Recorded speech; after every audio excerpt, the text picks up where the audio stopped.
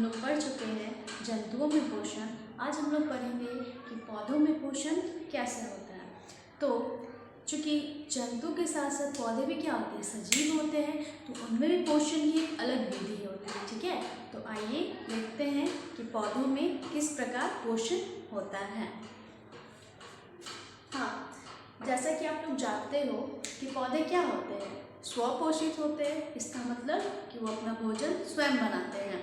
तो आखिर क्या कारण है कि उन्हें स्वपोषी कहा जाता है, किस तरह वो अपना भोजन बनाते हैं, तो हम लोग आज बारी बारी से देखते हैं। ठीक है, तो पौधे को स्वपोषित इसलिए कहते हैं क्योंकि वो अपना पोषण एक विशेष प्रकार की विधि के द्वारा बनाते हैं, जिसे हम प्रकाश संश्लेषण कहते हैं। ठीक है, क्या कहते हैं, प्रकाश संश्लेषण।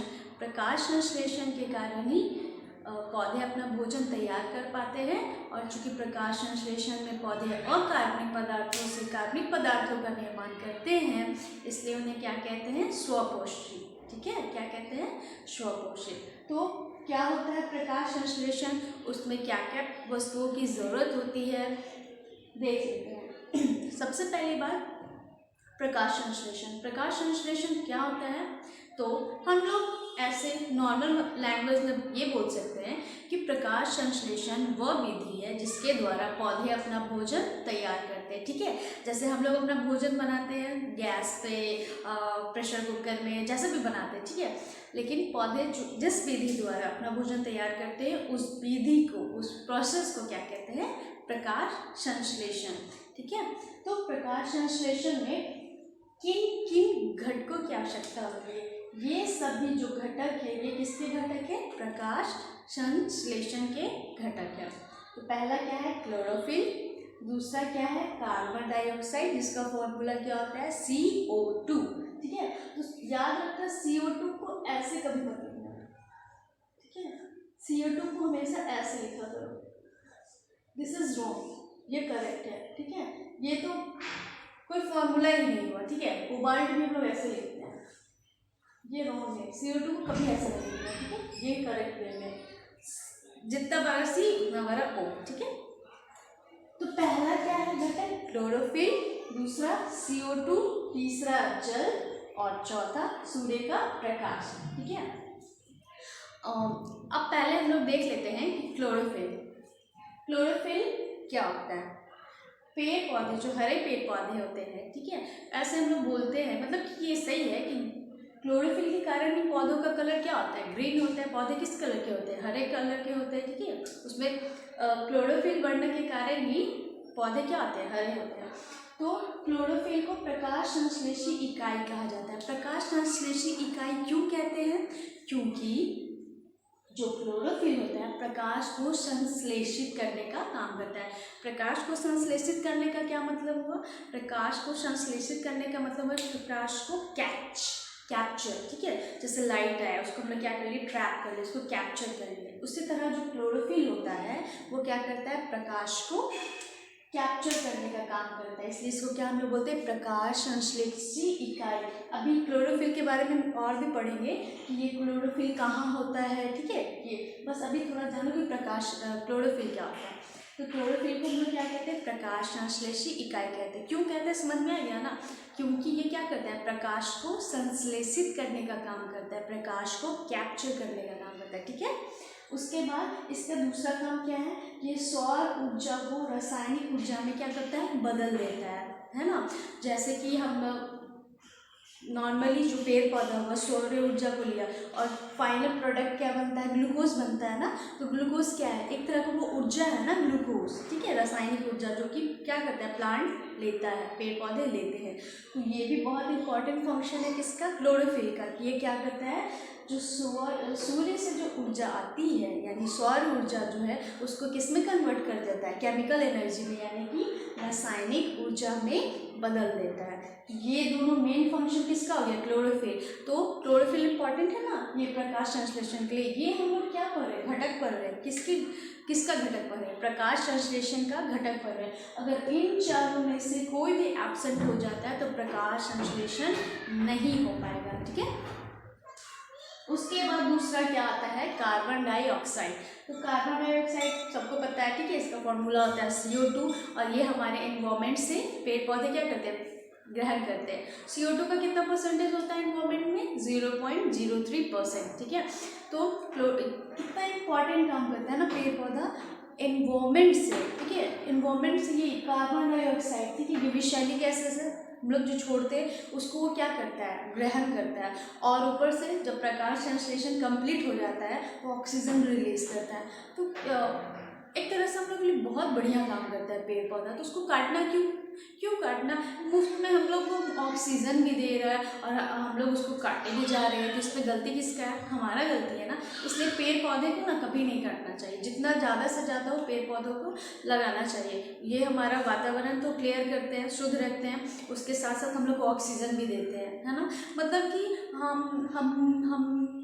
हम लोग को सोचना चाहिए कि हम लोग उन्हें कुछ नहीं दे पाते हैं, है ना, बदले में उन्हें काट देते हैं, ये दैट इज़ वेरी रॉन्ग। तो पेड़ पौधों को ना ज़रूर से ज़्यादा लगाएं, ठीक है, ताकि हम लोग का पर्यावरण क्या करे, शुद्ध रहे, है ना। ये देखो CO2 ले रहा है और बेचारा ऑक्सीजन भी छोड़ रहा है। तो ये CO2 का काम हो गया। तो पहला हो गया क्लोरोफिल, दूसरा हो गया CO2, तीसरा क्या है, जल का फॉर्मूला क्या होता है, H2O। H2 होता है जल का फॉर्मूला। तो जैसे कि हम लोग में पानी का बहुत इंपॉर्टेंस है ना। हमारे शरीर का आधा से ज़्यादा काम किसके थ्रू होता है, पानी के द्वारा ही होता है। इसलिए बोला जाता है ना, ज़्यादा से ज़्यादा पानी पियो। अब ज़्यादा से ज़्यादा इतना भी नहीं कि एक दिन में मतलब कि 5-6 लीटर ख़त्म कर देना, नहीं, 2 से 3 लीटर इनफ है, ठीक है। तो वैसे ही पेड़ पौधों में भी क्या होता है ना, जो पानी के द्वारा अधिक से अधिक मात्रा का क्या आता है उन लोग का, मतलब कि सारा जो फंक्शन होता है ना जल के द्वारा होता है पेड़ पौधे में। क्यों, क्योंकि उनमें जो मिनरल्स जाता है, जो खनिज लवण जाता है, वो कैसे जाता है, घुलित अवस्था में जाता है। और वो घुलेगा कैसे, पानी रहेगा तब तो वो किस अवस्था में जाता है, घुलित खनिज लवण की अवस्था में एक पार्ट से दूसरे पार्ट में जाता है पेड़ पौधे का। जैसे कि जल से चढ़ना स्टार्ट किया तो जड़ से चढ़ना स्टार्ट किया तो जड़ से जाएगा तने में, तने से पत्तियों में। तो ये किसके थ्रू जाएगा, वाटर के थ्रू। वाटर में वो क्या रहता है, मिला रहता है, ठीक है। तो पानी का बहुत ज़्यादा इंपॉर्टेंस है पेड़ पौधे के लिए। और ये पानी भी पानी क्या होता है, प्रकाश संश्लेषण के लिए पानी बहुत ज़रूरी होता है, ठीक है। क्योंकि ये घुलित खनिज लवण जो आता है ना प्रकाश संश्लेषण में, वो किसके थ्रू आता है, ये वाटर के थ्रू ही आता है। तो जल का भी इम्पोर्टेंस है, समझ में आ रहा है ना कि इसका कितना इंपॉर्टेंस है और कौन किसका क्या कहता है, ठीक है। तो जल हो गया। उसके बाद सूर्य का प्रकाश, चूंकि नाम ही इसका क्या है, प्रकाश संश्लेषण। तो सूर्य का प्रकाश तो ऑब्वियस ही बात है, बहुत ज़रूरी है, ठीक है। प्रकाश संश्लेषण में सूर्य का प्रकाश बहुत ज़रूरी है। और ये माना जाता है, ठीक है, कि सूर्य के प्रकाश में क्या होता है, कार्बन डाइऑक्साइड का क्या होता है, शुद्धिकरण होता है। इसलिए सूर्य का जो प्रकाश होता है वो भी ज़रूरी होता है। तो पहला हम लोग का क्या हो गया, क्लोरोफिल, दूसरा कार्बन डाइऑक्साइड, तीसरा जल, और चौथा सूर्य का प्रकाश। सबके बारे में समझ में आया। अब इसके बारे में ये हो गया हमारा प्रकाश संश्लेषण। हाँ, और क्लोरोफिल को सबसे इम्पॉर्टेंट चीज़ इसमें क्या है कि क्लोरोफिल को हम लोग क्या कहते हैं, प्रकाश संश्लेषी इकाई कहते हैं। क्या कहते हैं, प्रकाश संश्लेषी इकाई कहते हैं। किसको, क्लोरोफिल को हम लोग क्या कहते हैं, प्रकाश संश्लेषी इकाई कहते हैं। ये हो गया हमारा। और इसके बारे में इसका 4 घटक होता है, क्लोरोफिल, CO2, जल और सूर्य का प्रकाश। अगर अभी आपको एक तरह से ये बनाया जा रहा है, एक बेस बनाया जा रहा है कि प्रकाश संश्लेषण क्या होता है। तो सबसे पहली बात कि वो प्रोसेस, वह विधि जिसके द्वारा पेड़ पौधे अपना भोजन तैयार करते हैं, उसे हम लोग क्या कहते हैं, प्रकाश संश्लेषण कहते हैं। और प्रकाश संश्लेषण के लिए आवश्यक घटक क्या है, क्लोरोफिल, कार्बन डाइऑक्साइड, जल, सूर्य का प्रकाश, ऐसे लिखना, ठीक है। अगर पूछा जाएगा कि प्रकाश संश्लेषण क्या है, तो सबसे पहले हमें लिखना है कि वह विधि जिसके द्वारा पेड़ पौधे अपना भोजन तैयार करते हैं, उसे हम लोग क्या कहते हैं, प्रकाश संश्लेषण। उसके बाद प्रकाश संश्लेषण के लिए आवश्यक घटक क्या है, क्लोरोफिल, कार्बन डाइऑक्साइड, जल, सूर्य का प्रकाश। अगर इन लोग के बारे में आप लोग को लिखना, अगर 5 मार्क्स में आए ये क्वेश्चन तो लिख सकते हो।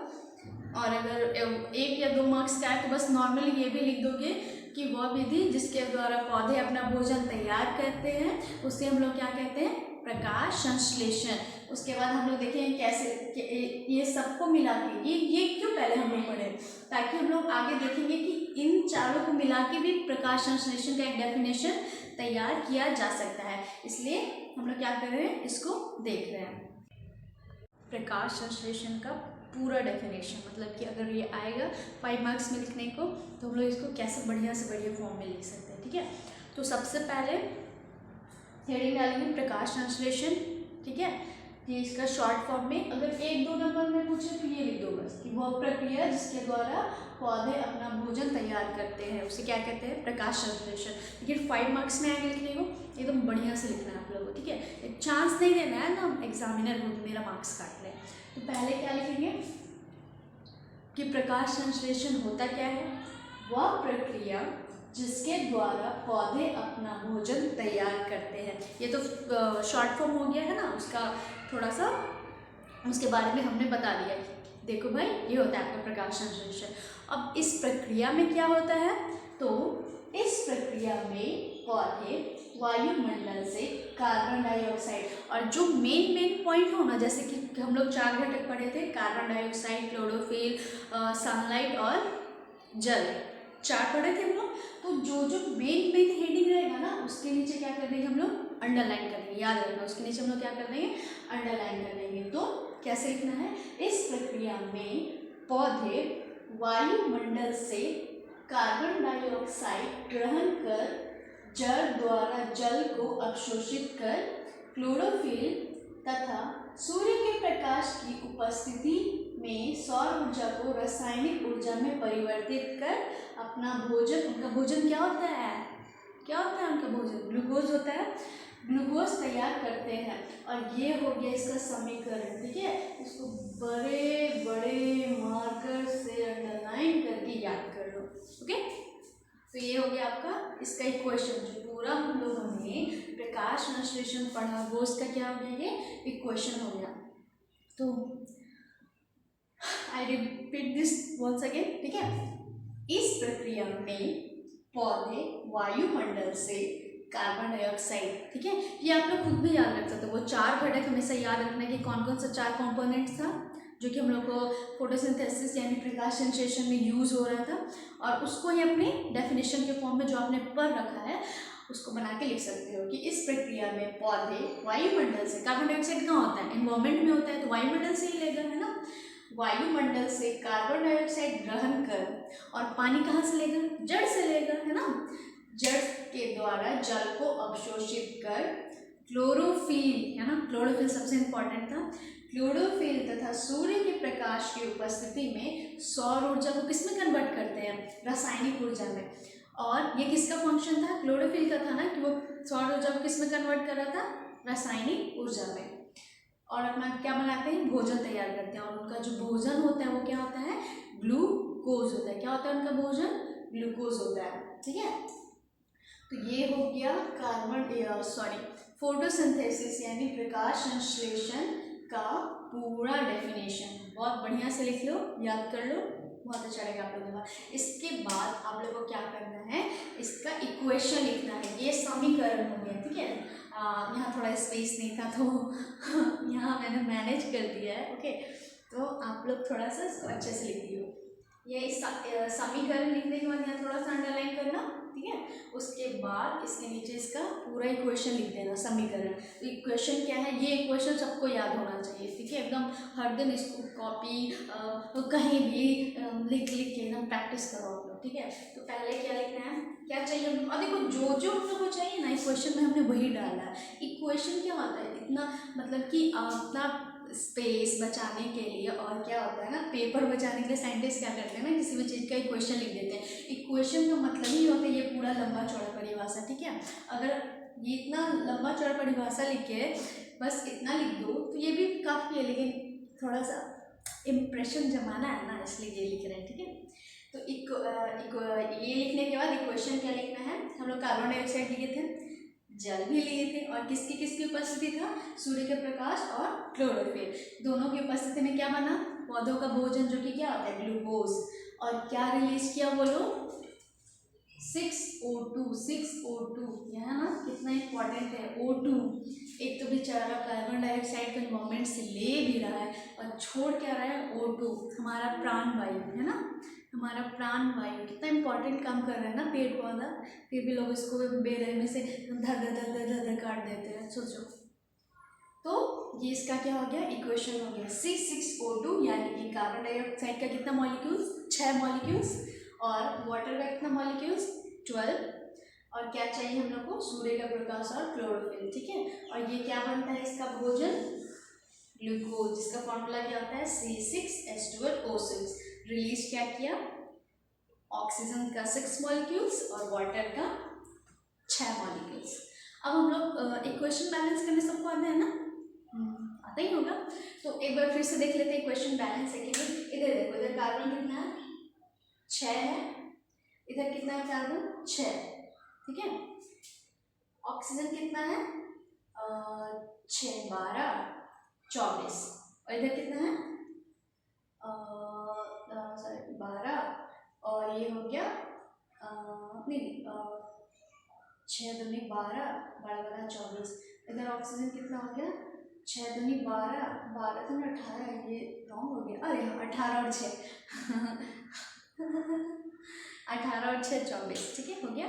उसके बाद हाइड्रोजन देखो कितना है, 24, 12 दूनी 24, और इधर देखो कितना है, यहाँ हो गया आपका 12, और यहाँ हो गया 12 12 12 24, ठीक है।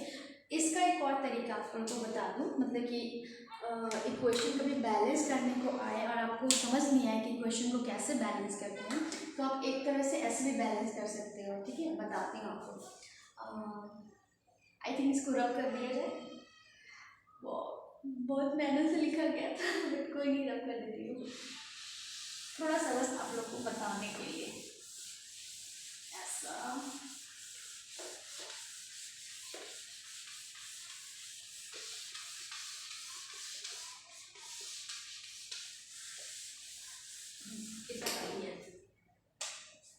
ये देखो, यहाँ आपको बताया जा रहा है कि कैसे बैलेंस करते हैं, ठीक है। हाँ, पहले आप लिखो कि जो है हमारा जो इक्वेशन में कौन कौन सा या एलिमेंट्स आया है, क्या क्या है, कार्बन आया है, और क्या है, हाइड्रोजन आया है, और क्या है, ऑक्सीजन आया है, और भी कुछ आया क्या, नहीं ना, यहाँ COH यही है, ठीक है। तो पहले हम लोग देख लेते हैं कार्बन कितना है, ये इस साइड का, इसको ऐसे भी लिख सकते हो आपने, ये कार्बन, हाइड्रोजन, और इधर ऑक्सीजन, और एक इस साइड लिख लो कार्बन, हाइड्रोजन और ऑक्सीजन। ये हमारा हो गया लेफ्ट हैंड साइड LHS, और ये हो गया राइट हैंड साइड RHS। दोनों को इक्वल कर देंगे, ठीक है, कि हमारा जो बाईं ओर है वो दाईं ओर के बराबर है, LHS इक्वल है RHS के लिए। तो इधर देखो कार्बन कितना है, 6 है, यहाँ कार्बन 6 लिख देते हैं। अब ऑक्सीजन देख लो कितना है ऑक्सीजन, ये 6 × 2 12, ठीक है, ऑक्सीजन है 12 प्लस 12, तो कितना हो गया हमारा 12 प्लस 12, यानी कि हमारा जो LHS के साइड ऑक्सीजन कितना हो गया 24, हाइड्रोजन कितना है 12 × 2 24 हो गया। और कुछ छूट रहा है, और कुछ छूट रहा है नहीं ना। अब इधर देखते हैं राइट हैंड साइड कितना है, कार्बन कितना है 6, और कहीं है नहीं, यहाँ लिख देते हैं हम लोग 6। हाइड्रोजन कितना है, ये रहा 12 और ये रहा 12, यानी कि 12 प्लस 12, और ऑक्सीजन कितना है हमारा राइट हैंड साइड, ये रहा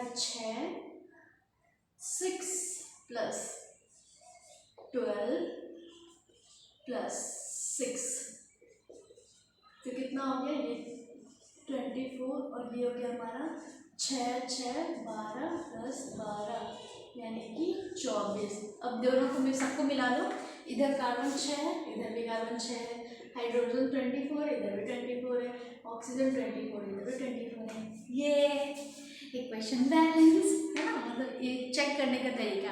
मतलब कि ये 10th तक ही काम आता है, हायर सेक्शन में ये काम नहीं आता। बट अभी आप लोग 10th क्लास में तो अच्छा तरीका है हमारे, हाँ हम मतलब कि हमारे लिए तो बहुत अच्छा है, मतलब आप लोग के लिए बहुत अच्छा है। मतलब अभी आप लोग बेसिक लेवल में ना तो ऐसे करके इक्वेशन को चेक करना सीख सकते हो। समझ में आया इक्वेशन बैलेंस करना सबको भी कैसे करते हैं, ये बढ़िया तरीका है ना इक्वेशन बैलेंस करने का। हाँ, तो संश्लेषण के बारे में जानिए कि प्रकाश संश्लेषण क्या होता है। अब हम लोग जानेंगे प्रकाश संश्लेषण को देखते हुए कुछ इम्पॉर्टेंट पॉइंट्स, ठीक है, क्या क्या है उसके लिए कुछ इम्पॉर्टेंट पॉइंट्स। तो पहला क्या है ना कि क्लोरोफिल अणुओं को प्रकाश संश्लेषी इकाई कहते हैं। क्यों कहते हैं? क्योंकि जो क्लोरोफिल होता है वो क्या करता है, प्रकाश को कैप्चर करता है ना। प्रकाश को कैप्चर करने के बाद किसमें चीज़ को कन्वर्ट कर देता है, केमिकल एनर्जी में। यानी कि जो क्लोरोफिल होता है वो सौर ऊर्जा को किसमें बदल देता है, रासायनिक ऊर्जा में। यानी कि लाइट को कैप्चर कर रहा है ना, लाइट को कैप्चर कर रहा है, तो इसलिए इसको हम लोग क्या कहते हैं, प्रकाश संश्लेषी इकाई। किसको, क्लोरोफिल को, क्योंकि ये क्या करता है, प्रकाश को संश्लेषित करने का काम करता है। ये ऑब्जेक्टिव में पूछ सकता है, बहुत इंपॉर्टेंट है, ठीक है, याद रखना इसको। फिर दूसरा क्या है, पत्तियों को प्रकाश संश्लेषी अंग कहते हैं। क्यों? क्योंकि जो प्रकाश संश्लेषण का सारा प्रक्रिया है, सारा प्रोसेस है, वो कहाँ होता है, पत्ती में होता है ना। प्रकाश संश्लेषण का सारा प्रोसेस कहाँ होता है, पत्ती में होता है, इसलिए इसे प्रकाश संश्लेषी अंग कहते हैं। जैसे कि हम लोग के घर में जहाँ भोजन बनता है उसको हम लोग क्या कहते हैं, किचन, रसोई घर, उसको एक नाम दे दिया जाता है ना। इसलिए प्रकाश संश्लेषण का जो प्रोसेस होता है वो सब कहाँ होता है, पत्ती में होता है, इसलिए इसको हम लोग क्या कहते हैं, प्रकाश संश्लेषी अंग, ठीक है। क्योंकि यहाँ पे क्या होता है, प्रकाश संश्लेषण का प्रक्रिया होता है। उसके बाद हरित लवकों को प्रकाश संश्लेषी अंगक कहते हैं। अब ये हरित लवक क्या है, देखो, सबसे पहला प्रकाश संश्लेषण कहाँ होता है, पौधों के पत्तियों में, ठीक है, पौधों के पत्तियों में। पत्ती जो होता है ना, पत्ती के अंदर क्या होता है, क्लोरोप्लास्ट। क्या होता है, क्लोरोप्लास्ट, जिससे हम लोग हिंदी में कहते हैं हरित लवक, हरित लवक। और हरित लवक यानी क्लोरोप्लास्ट के अंदर क्या पाया जाता है, क्लोरोफिल, ठीक है। तो ये जो क्लोरोफिल हो गया, ये क्या किया, प्रकाश को संश्लेषित करने का काम किया, जिससे प्रकाश संश्लेषी इकाई कहेंगे। क्यों? क्योंकि प्रकाश को क्या करा, कैप्चर। लेकिन ये क्लोरोप्लास्ट क्या हो गया, क्लोरोप्लास्ट क्या होता है, पत्ती के अंदर होता है, पत्ती के क्या होता है, अंदर होता है, इसलिए इसे हम लोग अंगक कहते हैं। और पत्ती क्या हो गया, अंग। जैसे कि ये एक बड़ा सा रूम है, रूम के अंदर भी एक रूम हो जाएगा तो उसको छोटा रूम कहेंगे, ठीक है। तो जो अंग हो गया वो बड़ा पार्ट हो गया, और अंगक हो गया वो छोटा पार्ट हो गया, ठीक है। उसी प्रकार पत्ती क्या होता है, बड़ा होता है, हर क्लोरोप्लास्ट क्या होता है, पत्ती के अंदर होगा तो ऑब्वियस सी बात ये क्या होगा, छोटा होगा, ठीक है। तो हरित लवकों को क्या कहते हैं, प्रकाश संश्लेषी अंगक, ठीक है, क्योंकि प्रकाश संश्लेषण शुरू से अंत तक नहीं खत्म होता है, ठीक है, क्लोरोप्लास्ट में। और ये हो गया हमारा पत्ती, प्रकाश संश्लेषी अंग, प्रकाश संश्लेषी अंग, और ये प्रकाश संश्लेषी इकाई है ना। मतलब कंफ्यूज मत हो जाना, एक बार वीडियो को आराम से देखना और समझ जाना क्या क्या हमने बोला है। पत्तियों को क्या कहते हैं हम लोग, प्रकाश संश्लेषी अंग। अरे नॉर्मली देखो ना, प्रकाश संश्लेषी अंग बड़ा है, पत्ती बड़ा है, इसलिए इसको अंगक मतलब उससे छोटा होगा, उसके अंदर होगा, इसलिए इसको बोलेंगे अंगक। तो अंगक क्या है, क्लोरोप्लास्ट यानी कि हरित लवक, और उसके भी अंदर क्या है हमारा क्लोरोफिल। क्लोरोफिल के कलर का हम यूज हुए हैं, क्या है, प्रकाश संश्लेषी इकाई। बस इन दोनों में कंफ्यूजन है, तो ये भी कंफ्यूजन दूर हो गया भाई कि पत्ती बड़ा है तो ये अंग है, और ये क्लोरोप्लास्ट छोटा है तो अंगक है, ठीक है। ये तीनों टॉपिक्स क्लियर है, समझ में आया। और आप लोग ऐसे भी याद कर सकते हैं, जैसे कि ये हमारा शरीर है, ठीक है। तो हमारे शरीर में क्या हो गया, हाथ पैर है ना, आँख नाक कान, ये सारे हमारे क्या है, अंग है। और हमारा शरीर के अंदर जो भी पार्ट पाया जाएगा वो क्या होगा, हमारा अंगक होगा, शरीर का अंगक। मतलब कि शरीर के अंदर क्या हमारा ये सेल है, ठीक है। तो सेल मतलब कि कोशिका है, ये हमारा कोशिका है, ये हमारा क्या है, कोशिका, कोशिका है। कोशिका के अंदर क्या पाया जाता है, ये हमारा केंद्रक होता है, फिर यहाँ पे राइबोसोम होता है, बहुत सारा होता है, और फिर हमारे इधर कहीं पे यहाँ पे हमारा माइटोकॉन्ड्रिया होता है, ऐसा ऐसा ऐसा ऐसा लाइसोसोम होता है, ठीक है। तो देखो जैसे कि ये सेल हो गया, ये बड़ा हो गया, ठीक है, सेल क्या हो गया, बड़ा हो गया। और सेल के अंदर क्या पाया जाता है, उससे भी छोटा छोटा चीज़, तो उसको हम लोग बोलते हैं ऑर्गेनल्स। ये हमारा हो गया एक तरह से ऑर्गेन, और इसके अंदर जो पाया जाएगा वो क्या हो गया, ऑर्गेनल्स, ठीक है, क्योंकि सेल हो गया बड़ा पार्ट और इसके अंदर का जो पार्ट हो गया वो और छोटा होता है, यानी कि ऑर्गेन और ऑर्गेनल्स। ये हमारा एक तरह का हो गया ऑर्गन, और इसके अंदर जो पाया जा रहा है वो अंग, क्योंकि वो छोटा पार्ट होगा ना सेल से, है ना, तो उसको हम लोग क्या बोलेंगे, अंग। समझ में अंग क्या है और अंग क्या है, ठीक है। तो ये हमारा कंप्लीट हो गया। उसके बाद एक चीज़ आता है इसमें, क्या कि सारे पेड़ पौधे जो होते हैं ना, सभी स्वपोषी नहीं होते, ठीक है, सभी पेड़ पौधे स्वपोषी नहीं होते। कुछ पौधे ऐसे होते हैं ना जो परपोषी होते हैं। परपोषी का मतलब जो अपने भोजन के लिए क्या होते हैं, दूसरे पे डिपेंडेंट होते हैं, है ना, अपना भोजन दूसरों से प्राप्त करते हैं। उनका नाम है, बहुत सारे हैं, लेकिन उनमें से कुछ का नाम आपको बता दूं। ये सबको क्लियर है ना? ये टॉपिक बढ़िया है तो ध्यान से पढ़ना। परपोषी पौधे यानी कि ऑटोट्रॉप्स, सॉरी हेटेरोट्रॉप्स प्लांट। उसका एग्जाम्पल क्या हो गया, एक हो गया आपका कीचड़ प्लांट,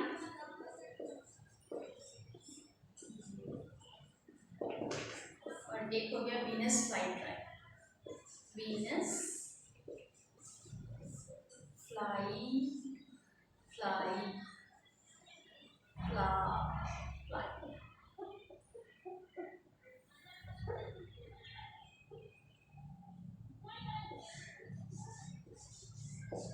वीनस फ्लाई ट्राई, ठीक है। ये दो प्लांट हो गया आपका। ये क्या होते हैं ना कि मतलब कि दूसरे, मतलब कि दूसरा पौधा या कीड़ा मकोड़ा को क्या करता है, खाता है। कि आप लोग को अगर देखने का मन हो तो आप लोग आराम से इसको सर्च करके देख सकते हो गूगल पे, बहुत अच्छे से दिखा देगा आपको कि वीनस फ्लाईट्राई क्या है, कीचड़ प्लांट क्या है। ये क्या है, दो परपोषी पौधे हैं, ठीक है, परपोषी।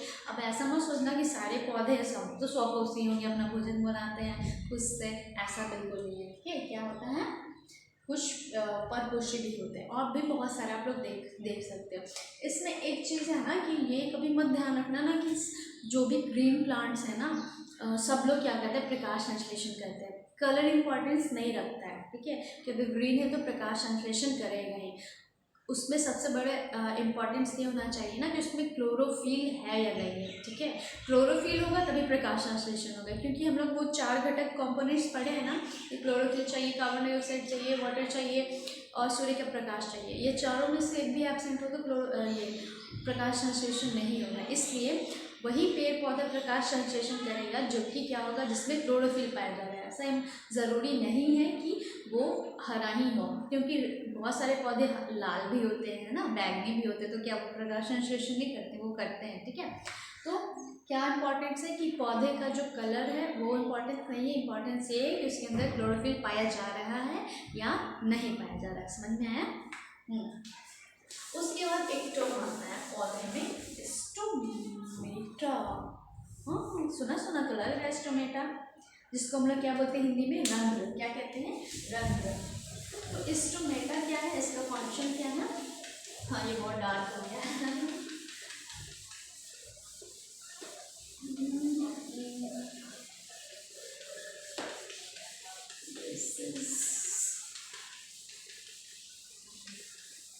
तो एक हमारा क्या आता है, टॉपिक आता है, क्या, स्टोमेटा। स्टोमेटा क्या होता है भाई, ये ना पत्तियों के अंदर पाया जाने वाला छोटा छोटा छिद्र आप लोग देखेंगे, छोटा छोटा छिद्र, उसको हम लोग क्या कहते हैं, स्टोमेटा। इसका स्टोमेटा का बहुत बहुत बढ़िया काम है, ठीक है। अच्छा, हम लोग डेली लाइफ में मम्मी बोलती है कि जाके पानी डाल दो। जिस मूड अच्छा हो तो पानी तो बहुत अच्छे से डालते हैं, लेकिन जिस दिन गुस्सा हो ना तो एक ही पौधा में इतना पानी डाल देते, इतना पानी डाल देते, हाय भगवान, मतलब कि उसका तो क्या कर देना है, मतलब समझ जाओ उसका खैर नहीं पौधे का। तो क्या करते हैं ना, वो छोटे छोटे जो छिद्र होता है ना पत्तियों में, इस टाइप का ऐसा ऐसा आप लोग का छिद्र होता है छोटा छोटा, इसके थ्रू है ना एक प्रोसेस करते हैं जिसको बोलते हैं वास्कोसर्जन, ट्रांसपिरेशन। उसके थ्रू वाटर का जो मॉलिक्यूल्स होता है बाहर निकलता है, यानी पानी का जो कण होता है बाहर निकलता है। वो अपने अंदर का जो पानी है ना उसको बैलेंस करके रख पाते हैं, किसके थ्रू? स्टोमाटा के थ्रू। अगर बहुत ज़्यादा पत्ती में ये रंध्र होते हैं ना, ये अगर पत्ती के अंदर बहुत सारा पानी भर जाता है तो ये क्या करता है? रंध्र ओपन हो जाता है। ओपन हो जाता है तो पानी क्या हो जाएगा? बाहर हो जाएगा। और जब पानी चला जाता है तो ये फिर से क्या होता है? स्टोमाटा बंद हो जाता है, क्योंकि अब पानी खत्म हो गया ना, तो स्टोमाटा का बंद होना जरूरी है। तो ये क्या होता है? बंद हो जाता है। तो ये क्या करता है? स्टोमाटा क्या होता है? खुलता है, बंद होता है, खुलता है, बंद होता है। और इसको कंट्रोल कौन करता है? एक गार्ड सेल होता है, वही इसको क्या करता है? कंट्रोल करके रखता है। ठीक है। अब ऐसा नहीं ना है कि सारा पानी बहा दे तो क्या होगा? पेड़ पौधा सूख जाएगा। जैसे कि रेगिस्तान में, ठीक है, वहाँ का स्टोमाटा किस में, पत्ती किस में कन्वर्ट हो जाता है? उसके कांटे में चेंज हो जाते हैं। इसलिए क्या करता है? उसको कंट्रोल करके रखता है। कौन? Guard cell.